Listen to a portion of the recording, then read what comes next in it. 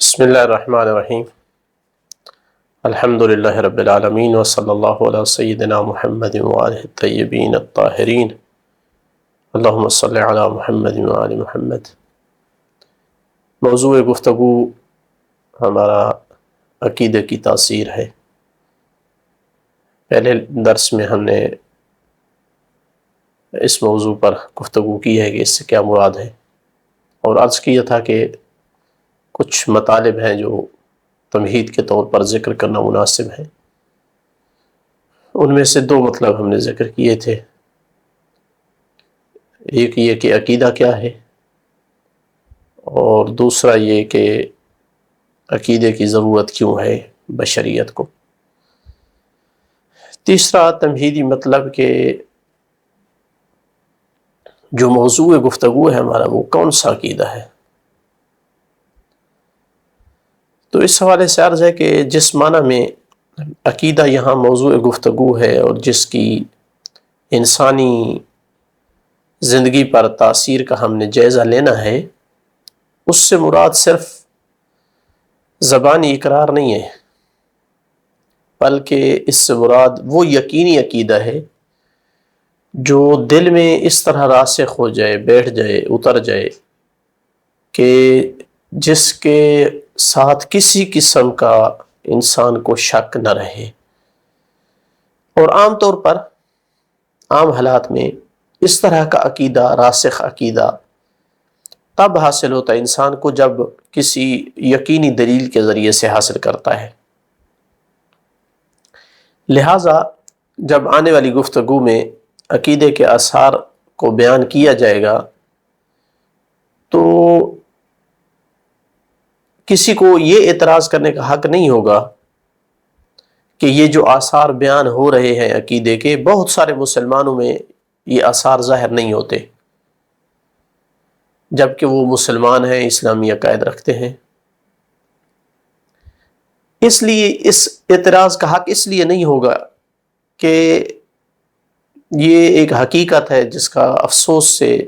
کے ساتھ یعنی اظہار اور اعتراف کرنا پڑتا ہے کہ ان لوگوں کے پاس کہ جہاں آثار نظر نہیں آتے عقیدے کے، ان لوگوں کے پاس اس معنی میں عقیدہ ہے ہی نہیں کہ جو ہمارا محور گفتگو ہے، کیونکہ اسلام صرف ان کی زبان کی حد تک محدود ہے، ورنہ حقیقت میں وہ زمانے جاہلیت کے افعال و عادات سے زیادہ محبت کرتے ہیں۔ دین اسلام کی تعلیمات سے یورپین کلچر انہیں زیادہ عزیز ہے۔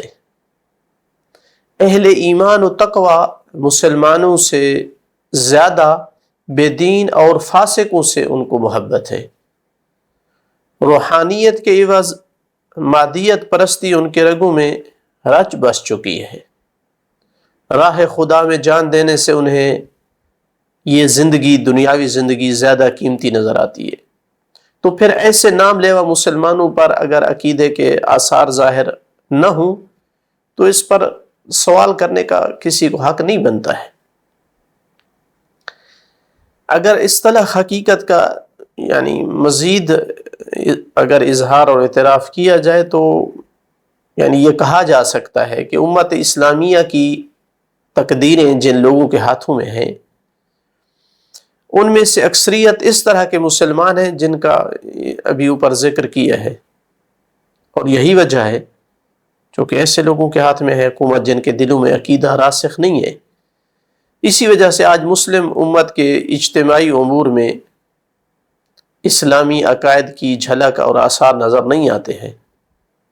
چاہے وہ سیاسی میدان ہو یا اقتصادی یا پھر وہ نظام تعلیم و تربیت ہو۔ کہیں پہ بھی اس بات کے گہرے آثار دکھائی نہیں دیتے ہیں کہ یہ وہ امت ہے جو لا الہ الا اللہ پر ایمان رکھتی ہے، محمد مصطفیٰ صلی اللہ علیہ وآلہ وسلم اور ان کی پاک آل کو اپنے لیے نمونہ عمل سمجھتی ہے، جنت و جہنم پر یقین رکھتی ہے۔ اس چیز کے آثار نظر نہیں آتے ہیں، اور اس کی وجہ یہی ہے کہ ان تمام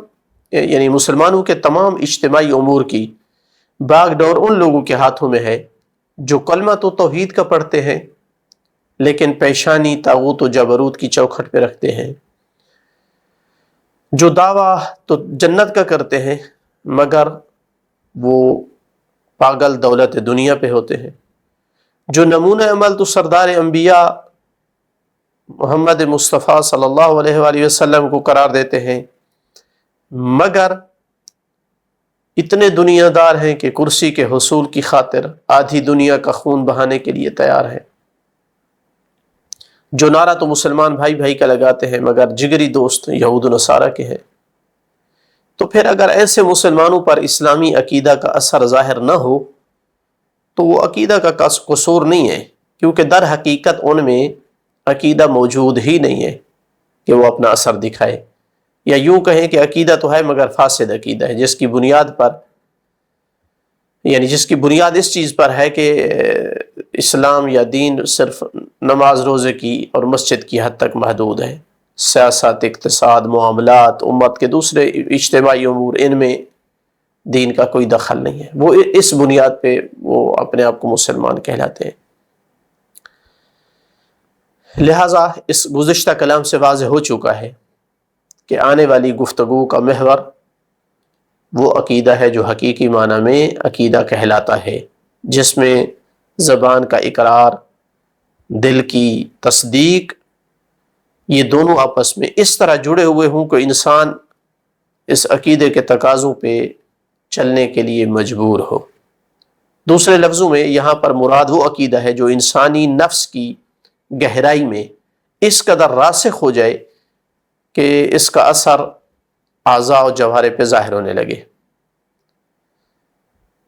یہ غلط فہمی ہے کہ عقیدہ کسی ایک صرف سوچ کا نام ہے، ایک نظریہ، جیسے فلسفی نظریے ہوتے ہیں کہ ایک بندہ یہ نظریہ رکھتا ہے جو دماغ کے کسی زاویے میں محفوظ ہوتا ہے۔ اس کو عقیدہ نہیں کہا جاتا، بلکہ عقیدہ ایک ایسی قوت و طاقت کا نام ہے جو دل کو متحرک کرتے ہوئے انسانی نفس و اعضاء اور جوارح پر نمودار ہوتی ہے، یہ قوت و طاقت، جس وجہ سے صاحب عقیدہ کبھی مسجد کا طواف کرتا ہوا نظر آتا ہے تو کبھی میدان جنگ میں اگلی صفوں میں لڑتا ہوا دکھائی دیتا ہے۔ عقیدہ کبھی تو رات کی تاریکی میں اسے بستر سے اٹھا کر مناجات ربانیہ کے لیے محراب عبادت میں لا کھڑا کرتا ہے، تو کبھی مسکینوں اور غریبوں کے دروازے پہ ان کی مدد کے لیے دستک دیتا ہوا نظر آتا ہے۔ لہٰذا ہماری گفتگو اس مسلمان کے عقیدے کے حوالے سے نہیں ہوگی جو صرف اس لیے مسلمان ہے کہ باپ دادا مسلمان تھے بس، اور کوئی وجہ نہیں مسلمان ہونے کی، یا صرف اس لیے مسلمان ہے کہ اس کے علاوہ کوئی رستہ اختیار کرتا ہے تو مارے جانے کا خوف ہے، معاشرہ قبول نہیں کرے گا، یا اس لیے وہ مسلمان ہے کہ مسلمانوں کو ملنے والی مراعات، عشر و زکوٰۃ وغیرہ، روٹی دال اس کی اسی میں ہے، یا اس لیے ہے کہ وہ اسی اسلام کے نام پہ وہ وڈیرا ہے معاشرے میں، یہ چلا جائے گی، وڈیر پن اس کی ختم ہو جائے گی اگر مسلمان نہیں رہتا۔ دوسرے لفظوں میں اس آدمی کے عقیدے کی بات نہیں کرنا چاہتے جس کی نگاہ میں مسلمان ہونے یا نہ ہونے سے اتنا فرق نہیں پڑتا ہے، ایسے مسلمان کے عقیدے کی بات نہیں، جسے خدا کی پوجا اور بتوں کی پوجا برابر لگتے ہیں، چونکہ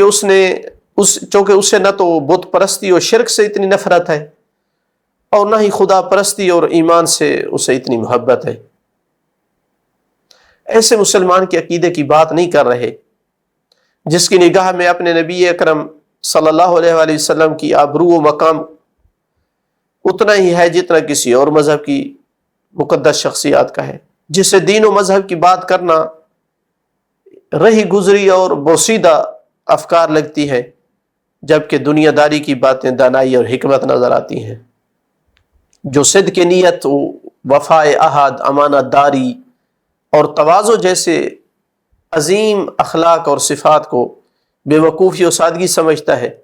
جبکہ دھوکہ دہی، جھوٹ، خیانت، تکبر کو چالاکی اور ذہانت سمجھتا ہے۔ ہرگز ایسے مسلمان کے عقیدے کا کوئی ثمرہ اور اثر نہیں ہے۔ اس میں کسی قسم کی تبدیلی کی توقع نہیں کی جا سکتی ہے کہ عقیدہ ایسے بندے کے میں بھی تبدیلی لا سکتا ہے۔ تبدیلی و تاثیر کی توقع اس عقیدے سے ہے جو حق سمجھ کر اسے قبول کرے، جو اس کے علاوہ ہر مد مقابل سوچ و مذہب کو باطل سمجھتا ہے، جو اپنے اس عقیدے اور اس مذہب کے دفاع کی خاطر مار مٹنے کے لیے تیار رہتا ہے، جو مرنے کے بعد اپنے رب کے حضور پیش ہونے اور حساب و کتاب کے لیے اٹھائے جانے پر پورا یقین رکھتا ہے۔ تو یہ تیسرا مطلب تھا ہمارا کہ عقیدے کی کیا کیفیت ہو جو تاثیر کرتی ہے۔ ہر عقیدہ ظاہر میں وہ عقیدہ ہے لیکن وہ تاثیر نہیں کرتا، چونکہ وہ اس معنی میں عقیدہ ہے ہی نہیں کہ جس معنی میں حقیقی طور پر عقیدوں کو ہونا چاہیے۔ تو یہ تھی تمہیدی گفتگو۔ اب آتے ہیں ہم عقیدہ کی تاثیر کے پہلو کی طرف کہ کتنے پہلو سے عقیدہ انسان کی زندگی پر تاثیر چھوڑتا ہے۔ اسلامی عقیدہ انسانی زندگی کے ہر پہلو پر اپنی تاثیر چھوڑتا ہے، چاہے وہ اس کی انفرادی زندگی ہو یا اجتماعی، اس کے اخلاق ہوں یا اس کی نفسیاتی کیفیات اور صفات ہوں، عبادات ہوں یا معاملات ہوں، خاندان کے افراد کے ساتھ اس کا رویہ اور سلوک ہو یا معاشرتی رہن سہن ہو،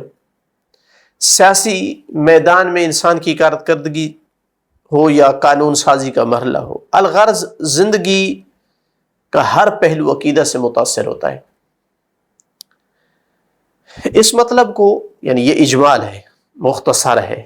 اس مطلب کو زیادہ وضاحت اور تفصیل سے بیان کرنے کے لیے مناسب یہی ہے کہ ان پہلوؤں میں سے کہ جن میں عقیدہ انسان کی زندگی پر تاثیر چھوڑتا ہے، ان پہلوؤں میں سے اہم ترین پہلوؤں کو علیحدہ علیحدہ یعنی فصل کی شکل میں بیان کیا جائے۔ سب سے پہلے ہم پہلی فصل کا عنوان دیتے ہیں جس کے تحت ہم عقیدے کے فکری آثار بیان کرنا چاہتے ہیں کہ عقیدہ انسان پر کی فکر پر کہاں کہاں اثر انداز ہوتا ہے۔ تمہیداً یہاں دو چار جملے عرض کروں گا کہ انسان کو دوسرے حیوانات پر جو فضیلت اور برتری ملی ہے اس کی بنیادی وجہ یہ ہے کہ اس میں فکر کرنے اور سوچنے کی صلاحیت ہے۔ جتنا سوچتا جاتا ہے، فکر کرتا جاتا ہے، ترقی کی طرف گامزن رہتا ہے، اسی بنیاد پر وہ ہمیشہ آگے بڑھتا رہتا ہے۔ جیسا کہ ہم دیکھتے ہیں کہ آج کا انسان 1000 سال پہلے کے انسان کی نسبت ہر میدان میں ترقی یافتہ ہے،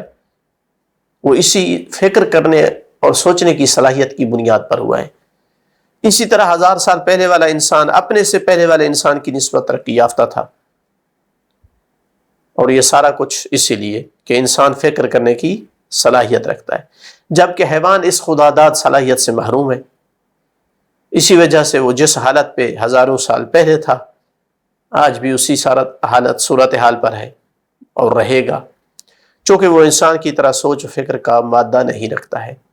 یہ علیحدہ بات ہے کہ حیوان کو انسان بعض دفعہ خاص طریقے پہ ٹریننگ کرتا رہتا ہے تو وہ بھی ایک تربیت اور ٹریننگ کے تحت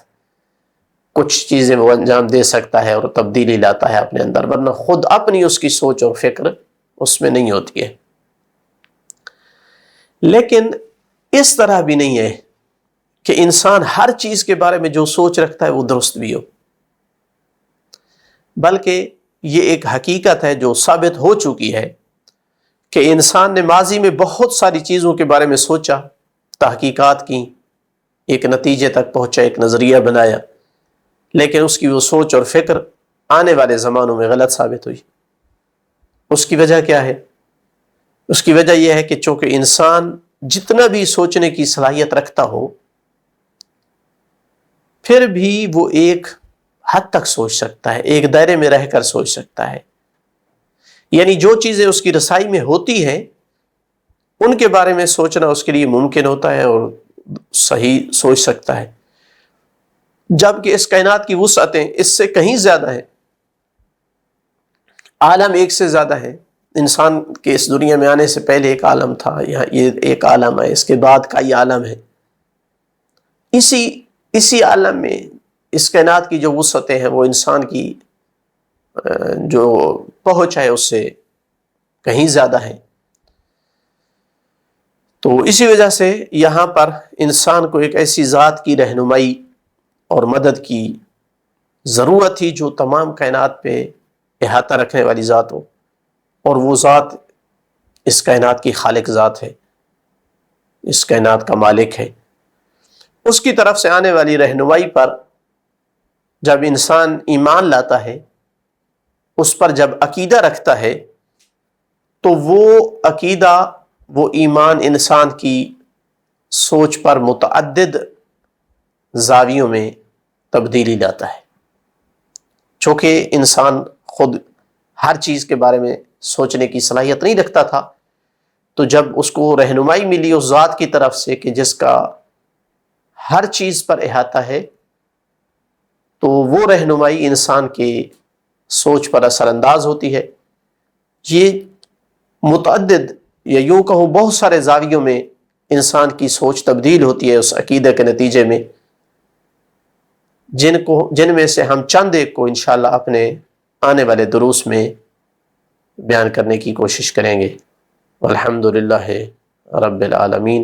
وصلی اللہ علی محمد وآلہ الطیبین الطاہرین المعصومین۔